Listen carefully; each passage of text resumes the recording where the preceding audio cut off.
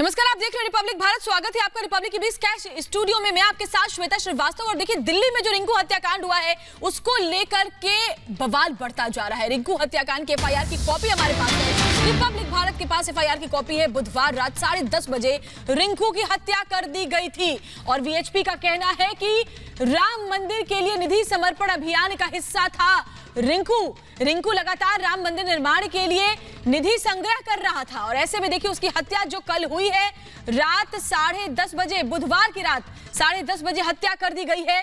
रिंकू के घर पर हमला बोला गया है, वो सीसीटीवी फुटेज सामने है और चार आरोपियों को गिरफ्तार कर लिया गया है। लेकिन बड़ी बात जो है वो ये कि आखिरकार क्या राम मंदिर के लिए निधि संग्रह का हिस्सा बनना रिंकू के लिए गुनाह बन गया? उसकी पीठ में चाकू घोंपा गया था और इतनी बेरहमी से उसकी हत्या की गई कि जो चाकू था वो उसकी रीढ़ की हड्डी में फंस गया था। डॉक्टरों को भी उसकी मौत के बाद कड़ी मशक्कत के बाद वो चाकू बाहर निकालना पड़ा। यानी आप अंदाजा लगाइए कितनी निर्ममता के साथ रिंकू की हत्या की गई है। रिपब्लिक भारत के पास एफआईआर की कॉपी है और ये 4 तस्वीरें इस वक्त हम आपको दिखा रहे हैं। रिंकू शर्मा की हत्या, घर में घुसकर मारा गया। महिलाएं भी घर में मौजूद थी, किसी की एक नहीं सुनी गई।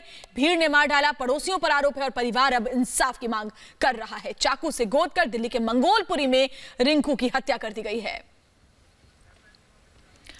और आपको वो एफआईआर की कॉपी दिखाते हैं। बुधवार रात 10:30 बजे हत्या की गई थी।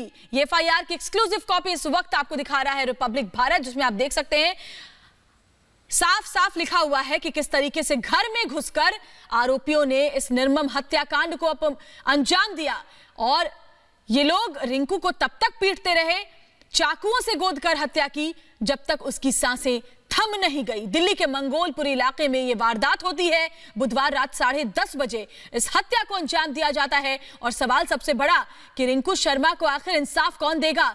पड़ोसी वो घुसाए घर पर बुधवार रात 10:30 बजे और उसके बाद वो पीटते रहे रिंकू को, उसको चाकुओं से उसके ऊपर वार करते रहे, उसकी जान ले ली, निर्ममता से, निर्दयता से उसकी हत्या कर दी। और वीएचपी ने ये साफ साफ कहा है कि रिंकू शर्मा क्योंकि निधि संग्रह अभियान का हिस्सा था, राम मंदिर निर्माण के लिए काम कर रहा था, इसी वजह से उसकी हत्या की गई है। फिलहाल पुलिस पूरे मामले की तफ्तीश में जुटी हुई है। हत्या की जो वजह है उसको खंगालने में लगी हुई है। एक रिपोर्ट आप देखिए। तस्वीरों में दिख रहा रिंकू नाम का ये शख्स अब इस दुनिया में नहीं है। आरोप है कि रिंकू के पड़ोस में रहने वाले नसरुद्दीन नाम के ही युवक ने अपने कुछ दोस्तों के साथ मिलकर चाकुओं से गोदकर इसकी हत्या कर दी। अब इस हत्याकांड में बड़ा खुलासा हुआ है। वीएचपी नेता सुरेंद्र जैन ने आरोप लगाया है कि रिंकू राम मंदिर के निधि समर्पण अभियान से जुड़ा था, इसलिए उसकी हत्या कर दी गई। मंगोलपुरी के रिंकू शर्मा की कुछ जिहादियों के द्वारा जो निर्मम हत्या की गई वो बहुत दुर्भाग्यपूर्ण है।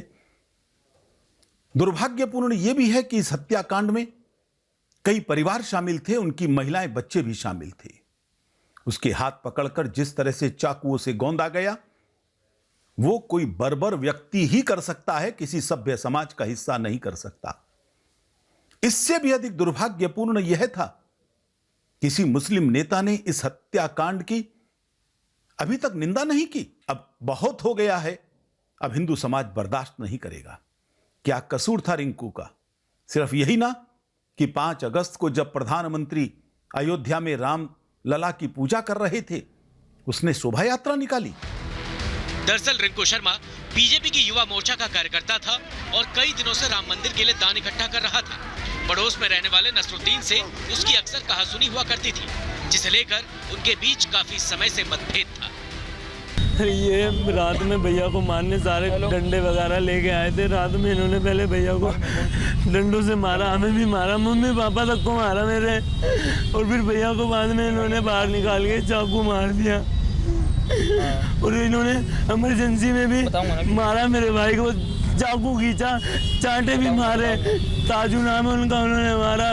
लाली और नाटू है और चिंगू है और इस्लाम है, ये सारी इनकी पूरी फैमिली थी, 5 की। इन्होंने सबने मिलके मारा मेरे भाई। झगड़ा हमने जो बीच में अभी एक रैली निकाली थी राम मंदिर के, उस पर तो इस चक्कर में थोड़ी अनबन हुई थी इनसे बहुत, वो 4-5 महीने पहले। तो उसी की दुश्मनी को लेके हमारे पीछे पड़े हुए थे जब से। तो इन्होंने हमें पहले भी बोला था कि हम तुम्हें छोड़ेंगे नहीं, ये नहीं करेंगे, वो नहीं करेंगे, और कल मेरे भाई को मार दिया। राम मंदिर के लिए निधि समर्पण अभियान से जुड़े हुए रिंकू शर्मा जी को मारा गया। जघन्य विभत्स तरीके से उनकी हत्या कर दी गई। ऐसे कब तक होता रहेगा?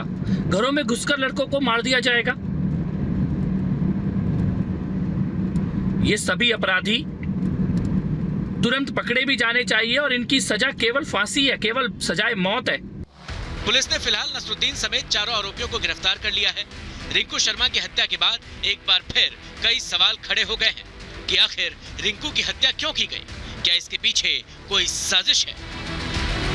तो मंगोलपुरी से इस वक्त मैं आपको तस्वीरें भी दिखाऊंगी, अपने सहयोगी रजनीश के जरिए बताऊंगी कि क्या कुछ हुआ है यहाँ पे और कैसे घटना होने के बाद लोगों में गम भी है, गुस्सा भी है, नाराजगी भी है। उनकी अपनी दलीलें हैं, लेकिन दलीलों में क्या है, वो क्या कहना चाहते हैं? एक मौत के बाद, रिंकू की हत्या के बाद आखिर उनके जुबान पर अब कौन से सवाल है और वो सवाल पुलिस लेकर किस तरीके से आगे बढ़ रही है, तमाम ऐसी बातें।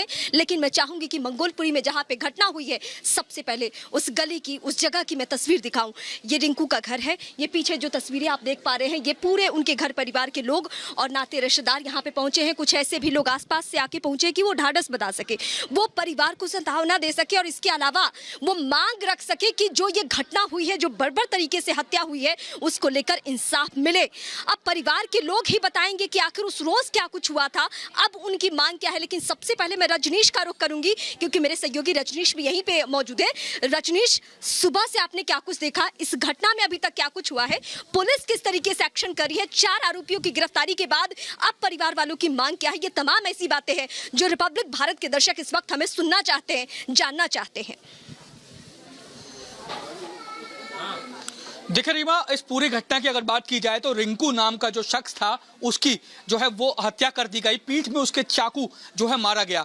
बात की जाए अगर परिवार वालों की, तो परिवार वालों का यह कहना है कि 1 साल पहले 2020 अगस्त में रैली के दौरान उसका पड़ोस में रहने वाले कुछ लोगों से झगड़ा हुआ था। ये जो आप घर देख रहे हैं, ये उन्हीं आरोपियों का घर बताया जा रहा है जिनके साथ रिंकू का झगड़ा हुआ था। और 2 दिन पहले जब रिंकू बर्थडे पार्टी से घर लौट रहा था, तभी परिवार वालों का आरोप है कि इसी गली के बाहर जो है वो रिंकू का उन लोगों से एक बार फिर झगड़ा हुआ, जिसके बाद उन लोगों ने रिंकू की कमर में चाकू मार दिया और उसके बाद मौके से फरार हो गए। कुछ देर के बाद वो रिंकू के घर पहुंचे और यहां पर पहुंचने के बाद वो उनकी मां, उनके घर वालों से, जहां पर उनकी मां, बहन और तमाम जो दूसरे लोग थे, उनके साथ मारपीट की।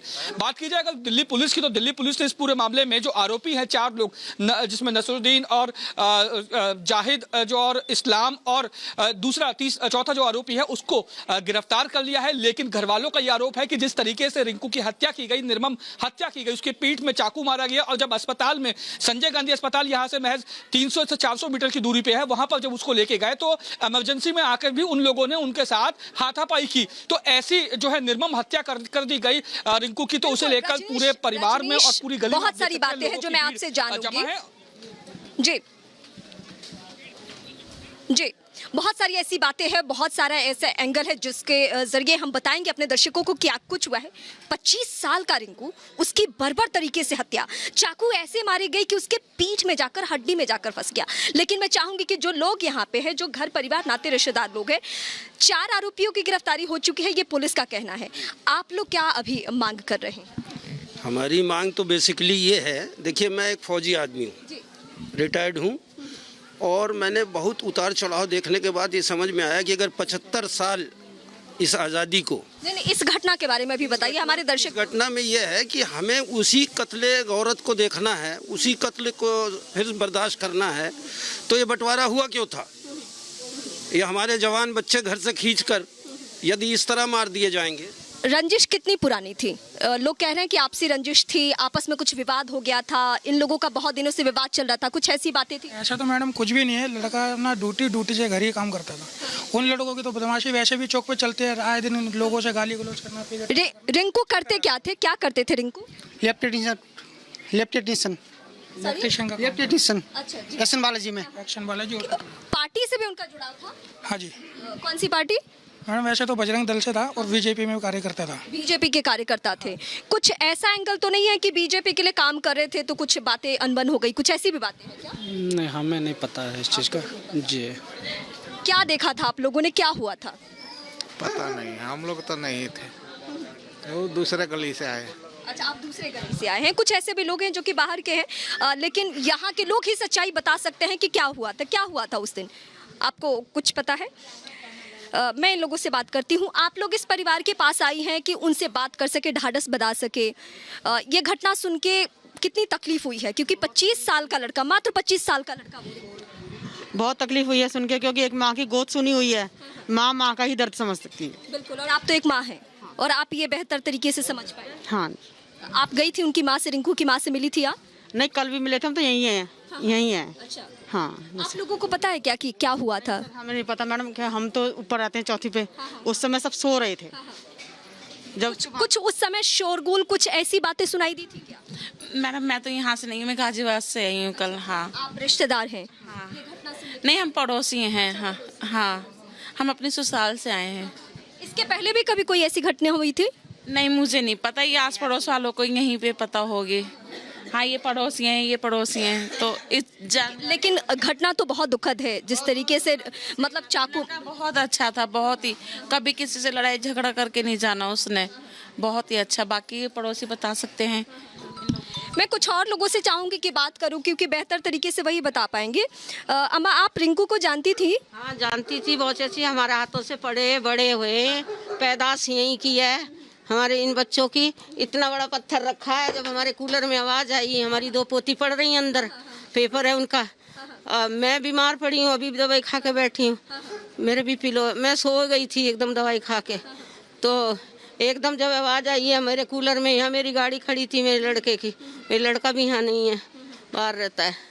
तो मैं यहाँ सो रही लड़कियों को लेके, उन्होंने पढ़ते पढ़ते मैं तो सो गई, उन्होंने मुझे जगाया। बड़ी मम्मी देखो देखो, हमारे कूलर में कोई पत्थर मार रहा है। एक पत्थर मेरे यहाँ गया छोटा सा, एक ये है, एक वो पड़ा है, यहाँ जूता चप्पल पड़े गए थे।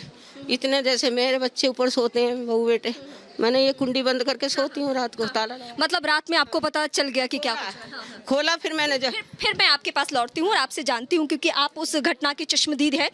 लेकिन रजनीश हमारे साथ लगातार बने हुए हैं। रजनीश, नाराजगी बहुत है, गम बहुत है, तकलीफ बहुत है, लेकिन इन सब के बीच जो पुलिस एक्शन ले रही है वो किस तरीके से एक्शन है? क्योंकि मुझे नहीं लगता, मैं जितने लोगों से बातचीत की हूँ, 4 गिरफ्तारियों के बाद भी नाराजगी बरकरार है और सवाल लोगों के जहन में लगातार बरकरार है। देखिए रीमा, अगर गिरफ्तार आरोपियों की बात की जाए तो नसरुद्दीन और जो जाहिद और इस्लाम और मेहताब, ये तमाम जो लोग हैं जिनको पुलिस ने गिरफ्तार कर लिया है। लेकिन जिस तरीके से पूरे इलाके में इन लोगों का, जो आरोपी लोगों की मैं बात कर रहा हूँ, इन लोगों के खिलाफ लोगों में रोष है, लोगों में गुस्सा है। लोगों का ये कहना है कि ये लोग आए दिन यहाँ पर दबंगई करते थे। इसको लेकर जो है तमाम लोग में गुस्सा, और यही कारण है कि लोग चाहते हैं कि इनके खिलाफ सख्त से सख्त कार्रवाई की जाए। तमाम गली के, जो रिंकू की गली के जो लोग हैं वो यहाँ पर मौजूद है। माता जी, रिंकू किस तरीके का इंसान था और जो जिनको गिरफ्तार था? बहुत लड़का अच्छा था। जो ये आरोपी लोग हैं, ये कैसे लोग थे? बहुत गंदे आदमी थे, बहुत गंद बोलते थे हमसे, तो जो 2-3 साल इतना गंद बोलते थे जो कि सुनी नहीं जाती, गाली बहुत गंदा था। लड़ाई झगड़ा करते थे बहुत। आप बताइए कैसे लोग थे यहाँ पे? हम लोग भैया देखने आए हैं। आप बताइए। इकट्ठे आए दूर से। देखिए, ये वो तमाम लोग हैं जो बता रहे हैं कि किस तरीके से ये लोग, जो नसरुद्दीन है, जाहिद है, इस्लाम है और जो दूसरे लोग हैं, ये मैं आपको घर दिखाना चाहूँगा कि ये वही घर है, ये वही घर है जहाँ पर वो लोग रहते थे और अब ताला लगा के जा चुका है। ये तमाम जो दूसरे और भी लोग यहाँ पर मौजूद हैं। आप ये बताइए, जो आरोपी लोग हैं ये किस तरीके के लोग थे, कैसा इनका रवैया था, कैसे रहते थे ये लोग? आप बताइए कि किस तरीके के लोग थे, ये क्या रवैया था इनका? रवैया तो ऐसे ही था, लड़ने झगड़ने वाला रवैया था। अच्छा, और भी कई लोग यहाँ पर मौजूद हैं, उनसे हम लोग बात करने की कोशिश करते हैं। आप ये बताइए कि ये जो लोग थे, आरोपी लोग थे, मैं इस गली में नहीं रहता। अच्छा, ये और भी लोग यहाँ पर मौजूद है। आप ये बताइए, जो आरोपी लोग जिनको गिरफ्तार किया, इनका रवैया कैसे था, कैसे रहते थे आसपास? मैं रिलेटिव हूँ, मैं यहाँ नहीं रहता। आप बताइए, आप तो यहाँ पर रहते थे? हाँ जी, मैं तो पीछे रहता हूँ गली। आप जानते थे इनको, ये कैसे? हाँ, जानता हूँ जी। कैसे लोग थे? ये दबंग किस्म के लोग हैं शुरू से ही, आज से नहीं। मैं तो पैदा ही समझ लो यही हुआ हूँ, और ये भी लगभग पैदा सारे किस तरीके की धमकी देते थे, किस तरीके का? धमकियाँ कहती है कि इन पे अपने आप में वो बताता है मैं पुलिस का खास आदमी हूँ और जो मर्जी कर दूंगा, मेरा कुछ नहीं हो सकता। पैसों का पैसे का भी संजय गांधी हॉस्पिटल में परसों रात को मैं मौजूद था, जब भी उसने यही बयान यहाँ पे भी ये बात बोली है। देखिए मन्नू, यहाँ पे मन्नू शर्मा जो रिंकू के भाई हैं वही मौजूद है। मन्नू, किस तरीके के लोग थे ये, आए दिन क्या क्या बात करते रहे? आपके यहाँ पे काफी चोट भी लगी हुई है गले पे, मैं आपको दिखाना चाहूंगा। मैं वीर विजय भीषम दिखाएं, ये चोट भी देखिए, ये उसी दौरान की चोट है जब रिंकू को अस्पताल ले जाया गया था, वहां पर जिस तरीके से हाथापाई हुई। मन्नू, किस तरीके के लोग थे? बहुत बेकार लोग हैं, सब पे मारने के लिए चढ़ जाते हैं इकट्ठे, क्योंकि ये पांचों भाई इकट्ठे रहती है, पूरी फैमिली इधर रहती है, तो ये सबके साथ गलत व्यवहार करते हैं। और इनका जो एक मेन हेड है ताजुद्दीन, वो अपने आप को पुलिस का वो बताता है और वो सबको दबाता है। पुलिस से साठ गांठ ऐसा वो दावा करता है। हाँ, दावा करता है और उसके बहुत गलत काम भी चलते हैं इधर, और वो सबको दबाने की कोशिश करते हैं। देखिए ये तमाम जो लोग हैं वो बता रहे हैं कि किस तरीके से दबदबा था पूरे इलाके में, और भी लोग हमारे साथ मौजूद हैं। किस तरीके के लोग थे ये? वैसे सर थोड़ा दबंग लोग थे और अपनी मनमानी चलाते थे हर एक चीज़ में, मतलब कि हर किसी को परेशानी करते रहते थे, मतलब परेशान करते थे। हाँ, परेशान करते थे। देखिए ये तमाम वो लोग हैं जो इस गली में रहते हैं, और जो बता रहे थे कि किस तरीके का रवैया उन लोगों का था। Back to Reema. बिल्कुल रजनीश, आपके जरिए हमने उनके भाई यानी पीड़ित के भाई को भी उनके दर्द को समझा, और उनकी बातें अभी अधूरी है, वो तमाम तकलीफ की बातें और इस गली की तमाम बातें हम दिखाएंगे कि कैसे यहाँ लोग रहते हैं, उस रोज क्या हुआ, उस रात क्या हुआ, और कैसे 25 साल के एक रिंकू की जान चली गई, पुलिस क्या करी है। तमाम ऐसी बातें हैं जिसको जानना बहुत जरूरी है देश के हर दर्शक को। एक बहुत छोटे से ब्रेक के लिए रुकेंगे और ब्रेक के बाद लगातार इस बड़ी खबर पे नजर बनी हुई है। इसी मंगोलपुरी से तमाम खबरें हम आपको दिखाएंगे।